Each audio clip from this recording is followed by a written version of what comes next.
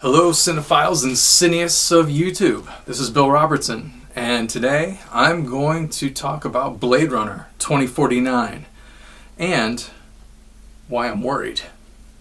I'm not very worried. It's gotten a lot of great reviews. All I've seen online are stellar reviews of Blade Runner 2049, how it's reinventing science fiction, blah blah blah, how it's just the greatest show on earth. But like in my previous video, I'm still concerned that it isn't going to hold up, that it's not going to perform like the original did. Denis Villeneuve, the director, Ridley Scott gave him free rein to do what he wanted, and Denny is a little bit older than me. I'm 43. He's a little bit older than me, so he was right at the right age to see the original Blade Runner at a foundational time in his life as a filmmaker, especially. And I trust him. I've seen Sicario.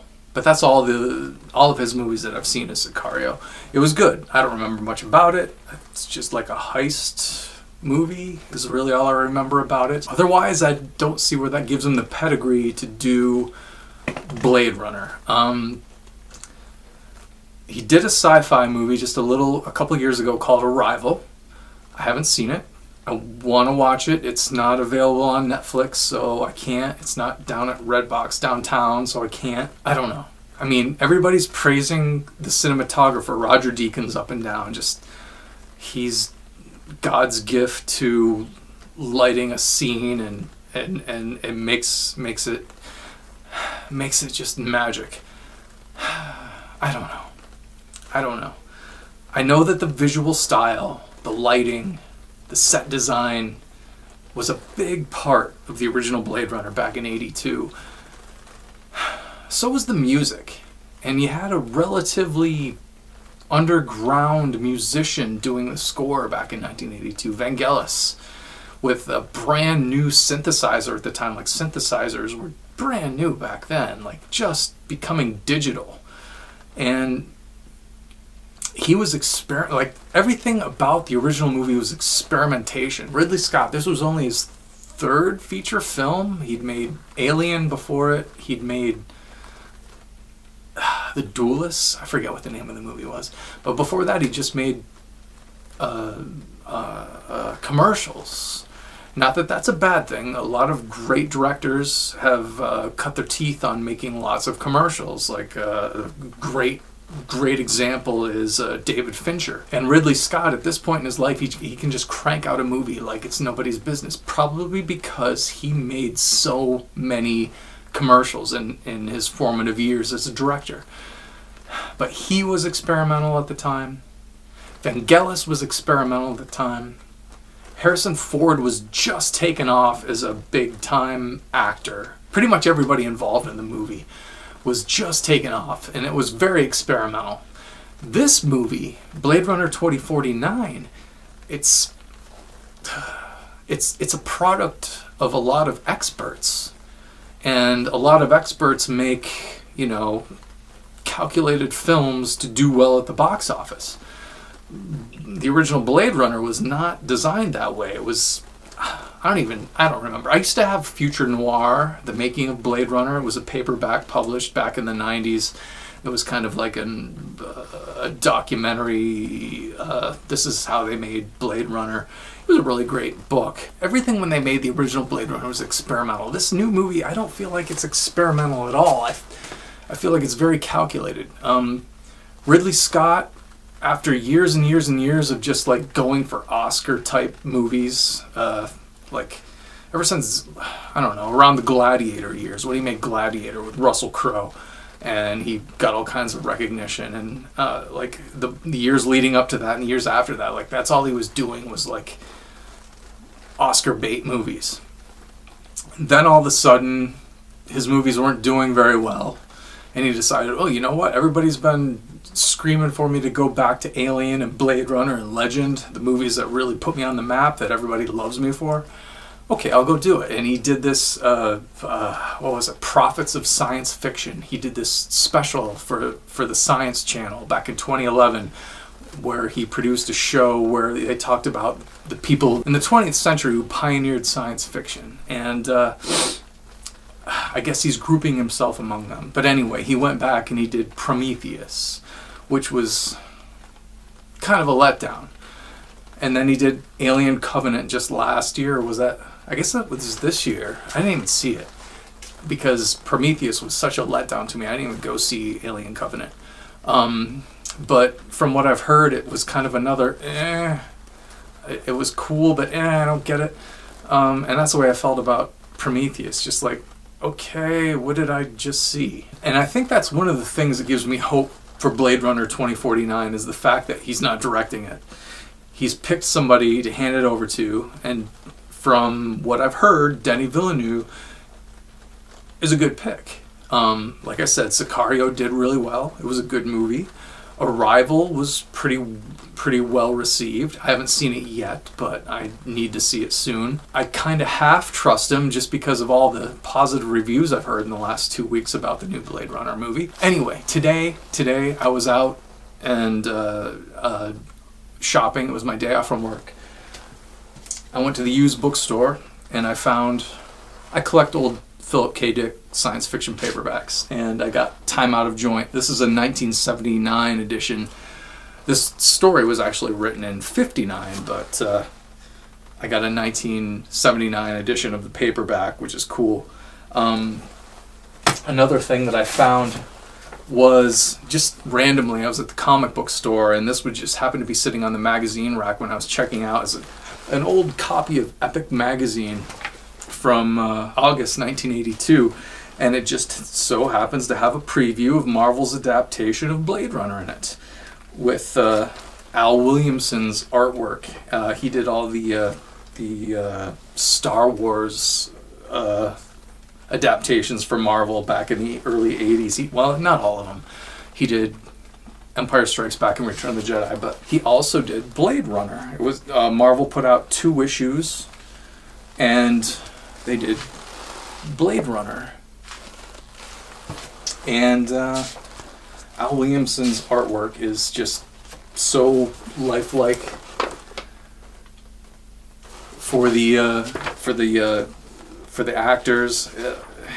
He's perfect. And I have this. I have the actual 2 issues in my comic collection, and it was cool to come across this just randomly today. I'm hoping that Denis Villeneuve has read this book, Philip K. Dick's Exegesis.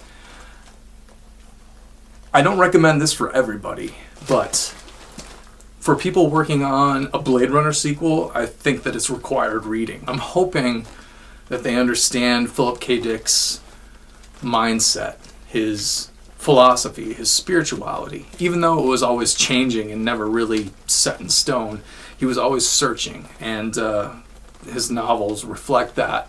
And his original novel, Do Androids Dream of Electric Sheep, which Blade Runner was based on, was just, at the time when he wrote it, I forget, it was like the late 60s, I think he wrote that.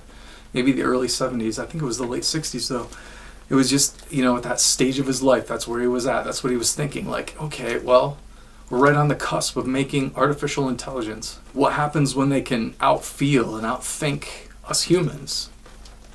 And I think that's where Ridley Scott was going with this. It's pretty well known that Harrison Ford, for the last 30 years, has said that, in Blade Runner, I played a detective who did no detecting, which says to me he didn't like the movie, he didn't like the role, whatever. He didn't talk about it much. Even though people loved it and asked him about it all the time, he always seemed like he was annoyed, like, oh God, here's another jerk asking me about Blade Runner, just like Han Solo. He pretty much hated that character, so anytime somebody asked him about Han Solo, he was just like, yeah, whatever, I hate Han Solo. But, when the money was right, when Disney bought Star Wars from George Lucas, all of a sudden handed him a bunch of money and said, okay, we'll kill you off just like you wanted to do in Return of the Jedi. Will you come back? Okay, yeah. And it seems like it was kind of the same thing here. He and Denis Villeneuve did interviews at Google's headquarters, and I'll put the links down in the description for that. But he was making it sound like, okay, yeah, Ridley Scott called me up and said, hey, how do you feel about revisiting Rick Deckard doing a Blade Runner sequel? And I was like, oh yeah, of course. Yeah, I don't buy that. But anyway, Ridley Scott and Hampton Fancher, the original writer of the original screenplay for Blade Runner, they came up with a novelette and sent it to Harrison Ford, and he says he loves it. He said he loved it. He and then signed on to do the movie. I don't know. I feel like he's just like trying to make a money grab by doing Star Wars, Blade Runner, and Indiana Jones right here at the end of his career. He's in his 70s now. He's just like, okay, I gotta make some money to retire. And I feel like I don't know. Maybe not. But it kind of seems that way because for the last 30 years he's just been like, I hate those things. Well, I guess not Indiana Jones, but definitely Han Solo and Rick Deckard. He's definitely shown disdain for. But anyway, he's signed on to do it. The movie comes out in 2 days. For us regular people, we can go to the theater on Friday night to watch it and get our fix of Blade Runner after 30 years. But I'm still on the fence. Even though there's been nothing but stellar reviews about this is like the next best thing to sliced bread, this movie. I don't know when I'll see it. Hopefully sometime within a week I'll see it.